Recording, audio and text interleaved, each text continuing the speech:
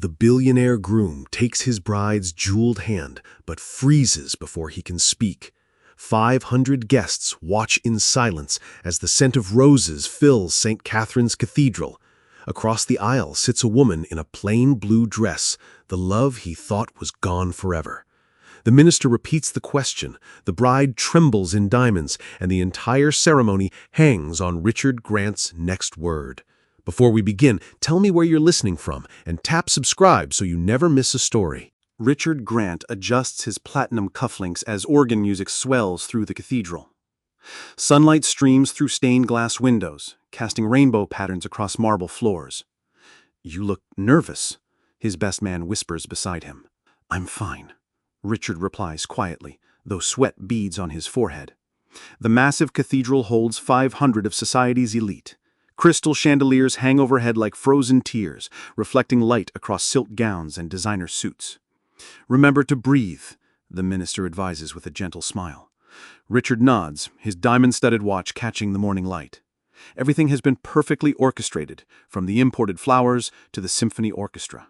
"She'll be beautiful," the best man continues reassuringly. Richard's throat feels dry despite the cool cathedral air. This wedding represents more than love. It's the merger of two business empires. "Of course, she will," Richard agrees automatically. The organ music shifts to Wagner's traditional processional. Guests rise in unison, their movements creating a soft rustling of expensive fabric. "Here we go," the minister says quietly. Richard turns towards the cathedral doors where his bride will appear. His heart pounds against his ribs like a caged bird. The massive wooden doors swing open, and Richard's carefully planned life begins to unravel. Victoria Miller appears at the cathedral entrance wearing a dress worth more than most people's homes. Her veil trails behind her like a cloud of silk and pearls. "Breathe," Richard reminds himself, watching his intended bride glide down the aisle. The wedding planner had scheduled everything precisely. Ceremony at 11, reception at 1, honeymoon flight at 6. Victoria's father escorts her with obvious pride, his chest decorated with military medals from his service decades ago. The Miller family represents old money and political connections. 10 years ago, Richard had been nobody, a broke college student working 3 jobs to survive. He'd slept in his car and lived on ramen noodles while he built his first tech company. Now he stands in a cathedral that costs more to rent for one day than most people earn in a year. "Dearly beloved," the minister begins as Victoria reaches the altar. Richard takes her gloved hand, feeling the enormous engagement ring he'd placed there 6 months ago. 20 carats of perfect diamonds, flawless and cold. "We are gathered here today," the minister continues. Richard's eyes drift over the congregation. Business partners, politicians, socialites, everyone who matters in their world. Then he sees her in the front row, and his world stops spinning. Emma Thompson sits quietly in the front row, her simple blue dress a stark contrast to the surrounding luxury. Her hair is pulled back with the same silver clip she wore in college. Richard's breath catches in his throat. "Emma!" he whispers involuntarily. Victoria squeezes his hand, mistaking his shock for wedding nerves. "It's all right," she murmurs. The minister continues speaking, but Richard's attention remains fixed on Emma. She looks older, more refined, but her gentle smile remains unchanged. "Do you, Richard Grant, take Victoria Miller?" the minister intones formally. Emma's presence transports Richard back 12 years. She'd found him crying in the university library after his mother's funeral, broke and alone. "To be your lawfully wedded wife," the minister continues. Emma had bought him coffee and sat with him for hours, listening as he poured out his grief and dreams. She never asked for anything in return. In sickness and in health, the minister's voice echoes through the cathedral. Richard remembers Emma's worn textbooks and her job at the campus coffee shop. She worked to pay for school while he struggled with his mother's medical bills. "For richer or poorer," the minister says. Emma catches Richard's stare and offers a small, sad smile. Her wedding ring catches the light. She's married now. Victoria grows impatient beside him, and Richard realizes he hasn't answered the minister's question. "Richard?" the minister prompts gently, his voice echoing through the silent cathedral. 500 guests lean forward in their pews, sensing something wrong. Camera flashes pop like tiny lightning strikes as photographers capture the moment. Richard begins, his voice cracking with emotion. Victoria's grip tightens on his hand. Richard, what's wrong? Emma starts to rise from her seat, clearly uncomfortable with the attention her presence has caused. Her simple blue dress seems to glow in the cathedral light. Do you need a moment? The minister asks quietly. Richard's mind races between past and present. Emma represents everything real and authentic in his life, while Victoria embodies the success he thought he wanted. Richard, Victoria hisses under her breath, everyone is watching. The cathedral falls silent, except for the soft whisper of air conditioning and the distant sound of traffic beyond the thick walls. Richard begins again, then stops. Emma reaches for her purse, preparing to leave quietly rather than cause further disruption. Her movement breaks Richard's paralysis. Wait! Richard calls out loudly, his voice carrying across the cathedral. Every head turns towards Emma, who freezes halfway to standing. Murmurs ripple through the congregation like waves. Victoria's bouquet trembles in her hands, and Richard makes a choice that will change everything. Richard steps away from Victoria and walks toward Emma, his formal shoes clicking against the marble floor. The cathedral erupts in shocked whispers. "Richard, what are you doing?" Victoria demands, her voice sharp with panic. Emma shakes her head quickly. "Please, I should go. This isn't right." "Don't leave," Richard says urgently, reaching the front pew where Emma sits. The wedding photographer snaps pictures frantically, capturing every moment of the unfolding drama. Flashbulbs pop like fireworks in the stained glass light. "Mr. Grant, return to your bride immediately," Victoria's father commands from his front row seat. Emma stands finally, her face flushed with embarrassment. "I'm sorry. I never should have come." "You're here," Richard says simply. "That's all that matters." The minister taps his microphone, trying to restore order. "Perhaps we could take a brief recess?" "No recess," Victoria snaps, marching down from the altar. "Richard, explain yourself, now." Her wedding dress rustles angrily as she approaches, its train dragging behind her like a white cloud. "Victoria, Richard struggles to find words that won't destroy everything. Emma moves toward the side aisle, trying to escape quietly. "I'll just leave. Pretend I was never here." "You can't leave," Richard says desperately. "Not again." The cathedral doors slam open, and reporters flood in with cameras and microphones. Television crews pour through the cathedral entrance, their equipment creating chaos in the sacred space. "Mr. Grant!" reporters shout over each other. "What's happening with the wedding?" Security guards try to block the media invasion, but the damage is done. This private moment has become public spectacle. "Richard, get back here now!" Victoria screams, her composure finally cracking completely. Emma covers her face with her hands, overwhelmed by the sudden attention. This is a nightmare. "Mr. Grant, is the wedding off?" a reporter calls out, shoving a microphone toward them. Richard's diamond-studded watch reflects the harsh camera lights. Everything he's built, reputation, business relationships, social standing, hangs by a thread. "I need everyone to calm down," the minister announces through his microphone. "Who is the mystery woman?" another reporter demands, pointing at Emma. Emma starts crying quietly, her shoulders shaking with silent sobs. The media attention terrifies her. "Leave her alone," Richard says firmly, stepping between Emma and the cameras.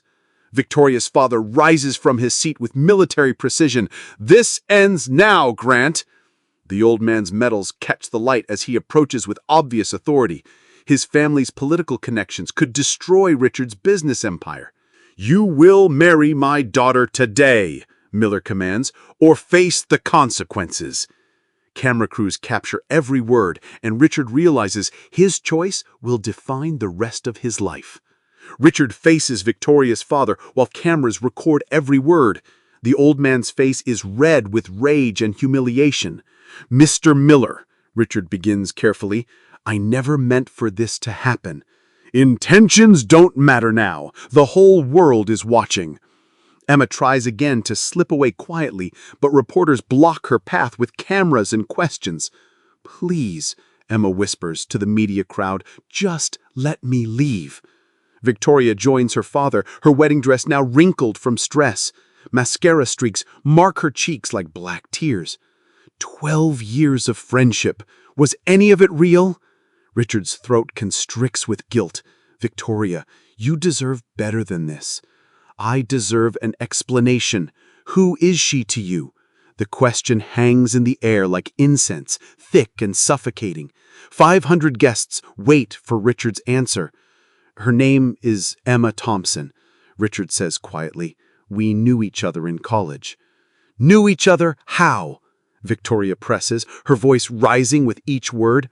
Emma finally breaks free from the reporters and reaches the side door. Her hand rests on the ancient brass handle. She was my friend, Richard continues. When I had nothing, she showed me kindness. And now? Victoria asks, though her expression suggests she already knows. Richard's platinum wedding band sits heavy in his pocket, and Emma opens the door to escape. Emma, wait! Richard calls out desperately as she pushes through the heavy side door. Cool morning air rushes into the cathedral as Emma steps on the stone steps outside. Richard follows without hesitation. You can't leave again, Richard pleads, catching her arm gently. Emma turns with tears streaming down her face. Look what I've caused. Your wedding is ruined.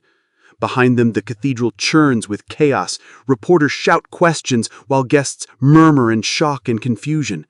The wedding was wrong, Richard admits, his voice barely audible above the noise. You're engaged to someone else, Emma says firmly. Someone who loves you. Richard's expensive suit feels like a costume now, part of a role he's been playing for years. Victoria loves what I represent, Richard corrects. Money, status, connections. Not me. Emma's silver clip catches sunlight as she shakes her head. Richard, I'm married. I have children. The words hit Richard like a physical blow. He'd imagined Emma frozen in time, waiting for him to find his way back. I know, Richard says quietly. I saw your ring. Church bells begin chiming noon across the city, marking time that can never be recovered. Then you understand why I can't stay, Emma says softly. She starts down the stone steps, and Richard realizes he must choose between past and present. Richard follows Emma down the cathedral steps, his formal shoes clicking against ancient stone. The sound of chaos fades behind them. Emma, please, Richard calls out. Just give me 5 minutes to explain. She stops beside a small garden where roses bloom despite the approaching autumn. Their fragrance mingles with city smells. There's nothing to explain, Emma says gently. You have a life, I have a life. My life is empty, Richard confesses. Everything I built feels hollow without what? Emma prompts, though her expression suggests she knows. Without someone who knew me before the money, Richard finishes quietly. Emma's wedding ring glints in the sunlight, a simple gold band, worn smooth by years of faithful wear. Richard, that person doesn't exist anymore, Emma says sadly. We both changed. You haven't changed, Richard insists. You're still kind, still genuine. Behind them, the cathedral doors burst open as Victoria appears in her elaborate gown. Her face is streaked with tears and ruined makeup. This is touching, Victoria calls out bitterly, but we have 500 guests waiting. Emma immediately steps back from Richard, creating proper distance between them. I was just leaving, Emma says quickly to Victoria. No, you weren't, Victoria replies coldly. You were destroying my wedding. Richard moves protectively between the two women, and Emma's composure finally cracks.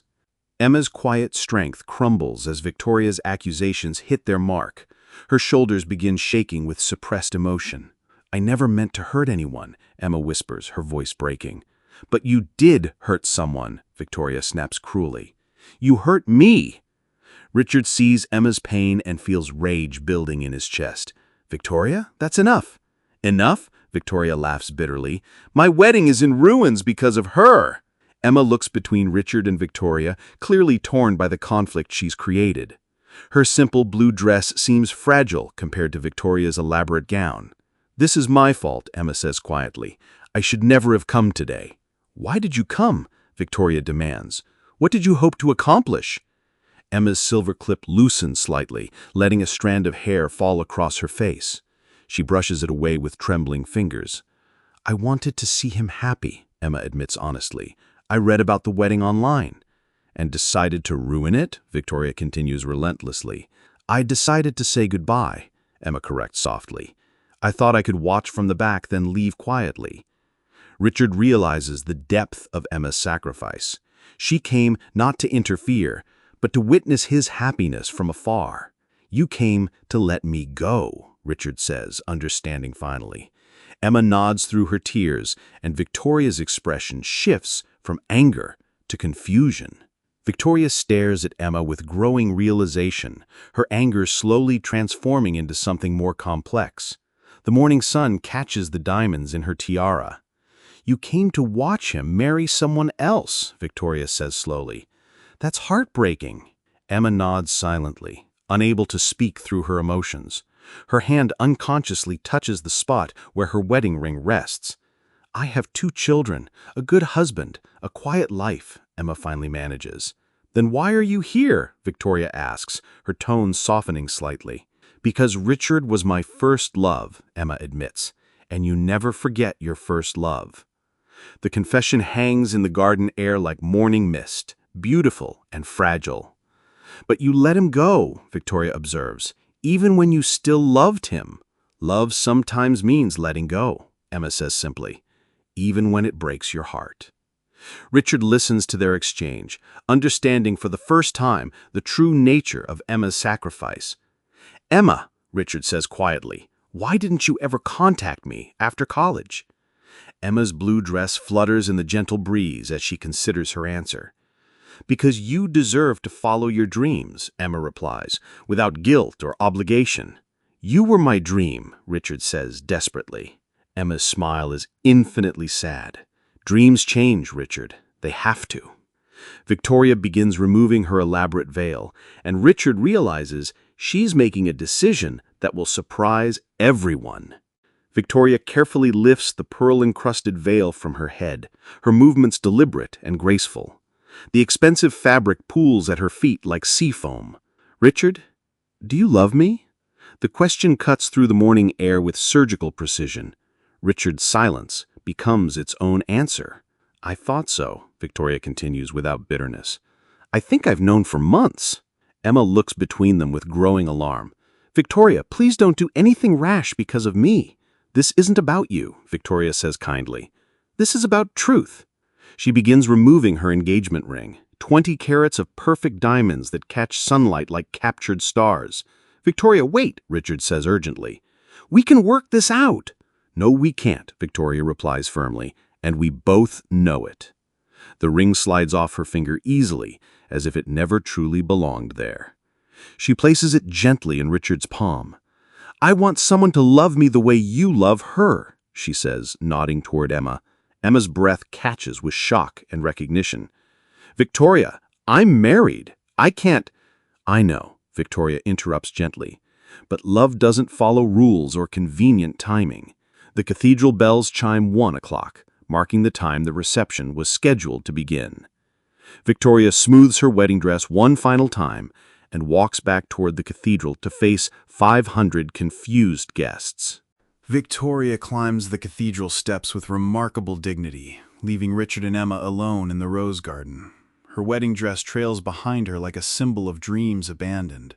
She's extraordinary, Emma whispers, watching Victoria's graceful retreat. You're losing someone special. I know, Richard admits, the weight of his choice settling on his shoulders like lead. Inside the cathedral, they can hear Victoria addressing the confused guests through the sound system. Her voice carries strength despite the circumstances. Emma, Richard says urgently, this changes nothing between us. I understand that. Emma's wedding ring catches the light as she twists it nervously around her finger. Then why did you stop the ceremony? Because I couldn't live a lie, Richard replies honestly. Not anymore. The sound of car engines starting drifts from the cathedral parking lot as guests begin departing. Richard's carefully planned future dissolves with each departing vehicle. Your reputation will be ruined, Emma observes sadly. Business relationships, social connections? I built all of that to impress people who don't really matter, Richard realizes. Emma's silver hair clip reflects sunlight as she shakes her head in concern. "You've worked so hard for everything you have." "I worked hard for the wrong reasons. To prove I was worthy of love." "You were always worthy," Emma says softly. A black sedan pulls up to the curb, and Richard's business manager emerges with obvious urgency. Mr. Carter strides towards him with his phone pressed to his ear, his expensive suit wrinkled from stress.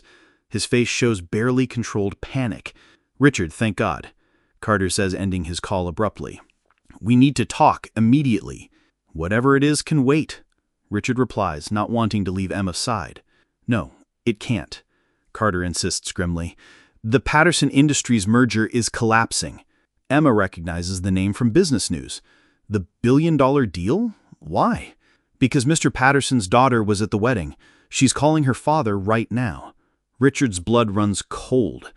Patterson Industries represents 40% of his company's projected revenue for the next 5 years. "What exactly is she telling him?" Richard asks with growing dread. "That you're stable, unreliable, and unfit for business partnerships," Carter lists methodically. Emma gasps at the harsh assessment. Her hand moves instinctively toward Richard in support. "She's not wrong," Richard says quietly. "I just proved all of those things." "Richard, stop," Emma says firmly. "You proved you have integrity." Carter checks his watch frantically. "Mr. Patterson is flying back to Dallas in 2 hours. If we don't fix this, the company goes bankrupt." Richard finishes the thought. His father's business legacy, everything the old man sacrificed to build, hangs in the balance. "There might be a way," Carter says hesitantly, "but you won't like it." Emma's blue dress flutters in the growing afternoon breeze, and Richard realizes his moment of truth isn't over. Carter pulls out his phone and shows Richard a text message chain. The words blur together in Richard's stressed vision. "Patterson wants a face-to-face meeting," Carter explains quickly. "You have 90 minutes to convince him you're stable." "How do I prove stability after leaving my bride at the altar?" Richard asks desperately. "By showing him this was about integrity, not instability," Emma suggests quietly. Carter looks surprised by Emma's insight. "Actually, that could work, if we frame it correctly." Richard feels the weight of his expensive watch on his wrist, time literally ticking away his future. "What would I need to do?" Richard asks reluctantly. "Publicly explain your decision," Carter outlines. "Show it was calculated, not impulsive." Emma shakes her head immediately. "That would require dragging me into the media circus." "Not necessarily," Carter continues. "We could craft a statement about personal values versus social expectations." Richard realizes the plan would require him to exploit his private moment with Emma for public relations purposes. "I won't use you to save my business," Richard tells Emma firmly, "but it might be the only way. And it's not using me if I agree." Carter's phone buzzes with another urgent message. Patterson's plane leaves in 75 minutes. The afternoon sun beats down on the rose garden, wilting the delicate blooms in the unseasonable heat. "Emma, you have children to think about. A husband who doesn't deserve this publicity." Her silver hair clip glints as she nods thoughtfully, and Richard realizes she's actually considering the sacrifice. Emma walks to the garden's edge, looking out at the city where her family waits for her return. Her blue dress ripples in the warm afternoon breeze. "My husband knows about you," Emma says quietly without turning around. Richard's breath catches. "What does he know?" "That I loved someone before him. That sometimes I still wonder what if." Carter checks his watch again, the ticking audible in the garden silence. 68 minutes, Richard. I can't ask you to sacrifice your privacy," insists, though desperation creeps into his voice. Emma turns back to face them both. "What if I want to help?"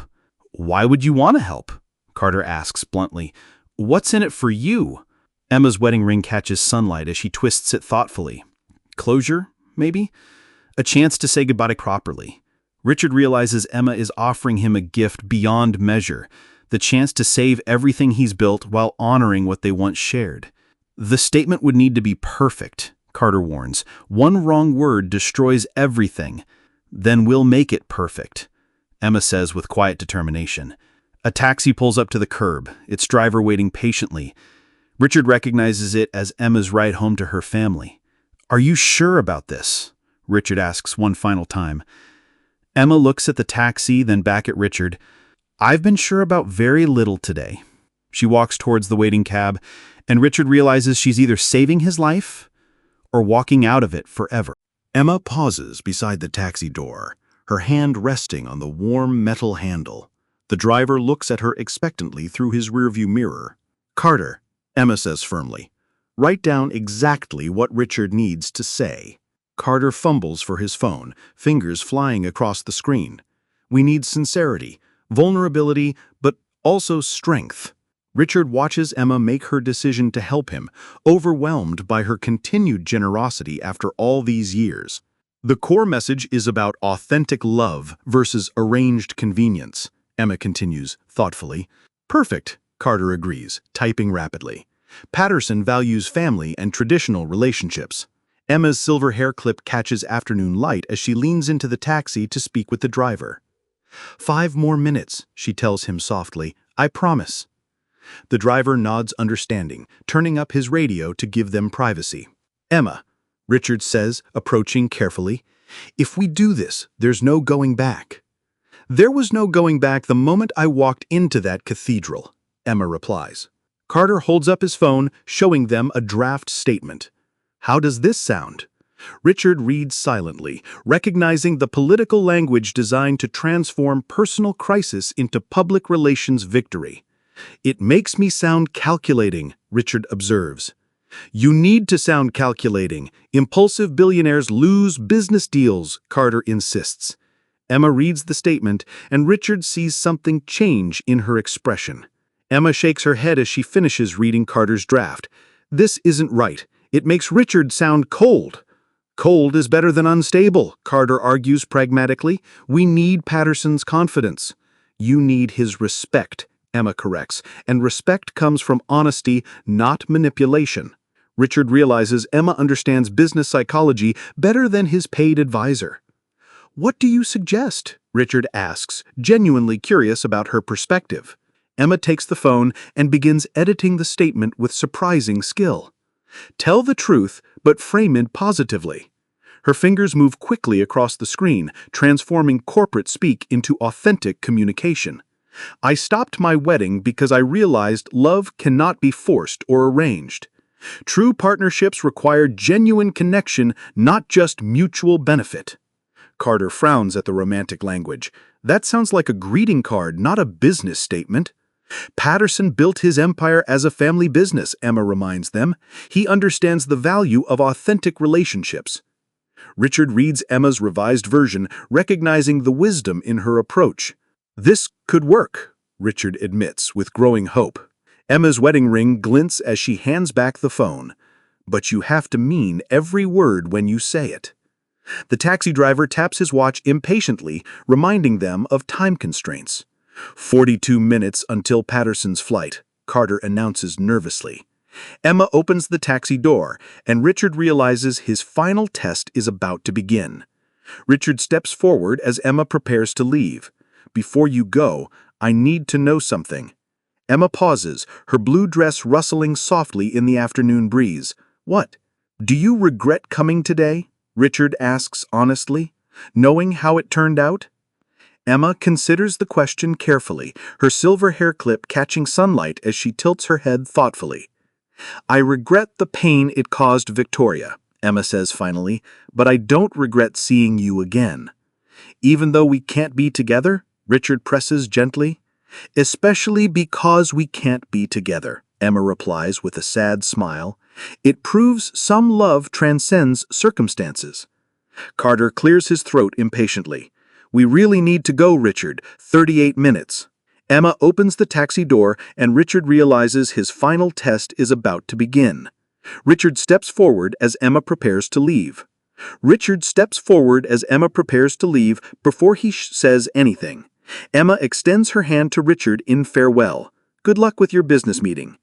Richard takes her hand, feeling the smooth gold of her wedding ring against his palm. "Thank you," Richard says simply, "for everything, then and now." "Take care of yourself," Emma responds, "and next time, follow your heart from the beginning." She slides into the taxi, and Richard watches through the window as she sits back in the back seat. "Emma!" Richard calls out as the driver starts the engine. She rolls down the window, looking back at him with those same gentle eyes from college. "I love you," Richard says clearly, knowing it might be his last chance. "I know," Emma replies softly, and the taxi pulls away into afternoon traffic. Richard watches the taxi disappear around a corner, carrying Emma back to her real life. The rose garden feels empty without her presence. "Richard," Carter says urgently, "we need to leave now, 29 minutes." They hurried toward Carter's sedan, Richard's formal wedding attire feeling increasingly absurd as the day wears on. "Are you ready for this?" Carter asks as they drive through Chicago traffic toward the airport. "No," Richard admits honestly, "but Emma's right. The truth is our only option." His phone buzzes with messages from business partners, reporters, and social contacts.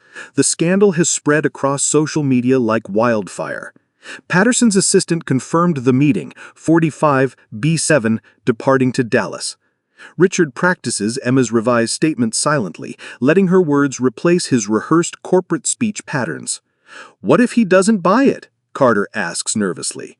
"Then I start over," Richard replies with surprising calm, like Emma did when I left her behind in college. The airport appears ahead, its glass terminals reflecting afternoon sunlight like mirrors. "Richard," Carter says as they park, "whatever happens in there, you made the right choice today." "How can you be sure?" Richard asks. "Because you chose truth over convenience," Carter explains. "That takes real strength." They walk quickly through the terminal, Richard's expensive shoes clicking against polished floors. At gate B7, Mr. Patterson waits with obvious impatience, checking his watch repeatedly. Richard approaches with Emma's words in his heart and speaks the truth that will determine his future. "Mr. Patterson, I need to explain what happened today. Not as a businessman, but as a man who finally learned the difference between success and fulfillment. I stopped my wedding because I realized that authentic partnerships, in business and in life, require genuine connection, not just mutual benefit. Today, I chose integrity over appearance, and I believe that makes me a better partner for you, not a worse one." 6 months later, the Patterson Industries merger had proven more successful than anyone predicted, built on a foundation of mutual respect rather than mere profit. Richard never saw Emma again, but he carried her lesson forward, that true wealth comes not from what we own, but from the courage to live authentically, even when it costs us everything we thought we wanted.